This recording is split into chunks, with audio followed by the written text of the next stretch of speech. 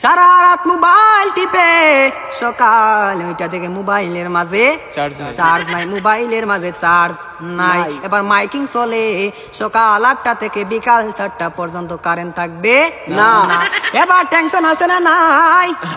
সারাদিন কারেন্ট থাকবে না, আর যদি কারেন্ট না থাকে আমার মোবাইলটা বন্ধ হয়ে যাবে, আর ওই পারে কথা বলা যাবে না।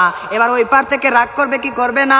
করবে। এবার যখন বিকাল 4টা বেজে গেল, যেই মাত্র কারেন্ট আসলো আর মোবাইলটা চার্জে লাগাইয়ে টিপানো আরম্ভ, এবার মেসেজ করে হাই। এবার গিয়ে দেখে ওই পার থেকে ব্লক করে দিছে, ব্লক করে দিছে। এবার ছেলেটা তো টেনশনে আছে, হারে ব্লক করে দিল, আমাদের তো ভালোবাসা কোথায় গেল। এবার 2 দিন পরে ব্লকটা খুললো, 2 দিন পরে ব্লকটা খুললো। এই 2 দিনের মাঝে ছেলেটার আরেকটা হয়ে গেছে, আরেকটা হয়ে গেছে। এবার মেয়েটা বলে তোমার সাথে আমি পালিয়ে যাব, আমাদের বাড়িতে মানবে না, চলো আমরা পালিয়ে যাই। আমি রাগ করেছিলাম, আমার রাগ তুমি কেন ভাঙাও না? আর ছেলেটা রাগ কি ভাঙাবে, এই 2 দিনের মাঝে আরেকটা কপালের মাঝে জয়টা গেছে। ওই মেয়েটা বলে চলো আমরা পালিয়ে যাই, ছেলে বলে চলো।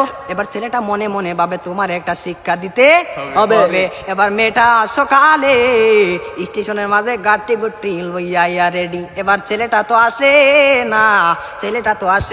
না, আর মেয়েটা বাড়িতে কি যাবে, বাড়ির মাঝে 3 হাত লম্বা একটা চিঠি দিয়া পাইছে। পাশের গ্রামের রফিক মিয়ার সাথে পালিয়ে যাবে, বাড়িতে চিঠি দিয়ে যায়, আমি আর বাড়িতে মাঝে কোনোদিন আসবো না।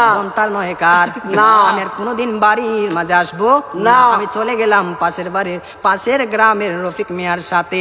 এবার রফিক মিয়া তো আর আসে না, এবার 1 ঘন্টা চলে যায়, 2 ঘন্টা চলে যায়, ছেলেটার মোবাইলে বন্ধ।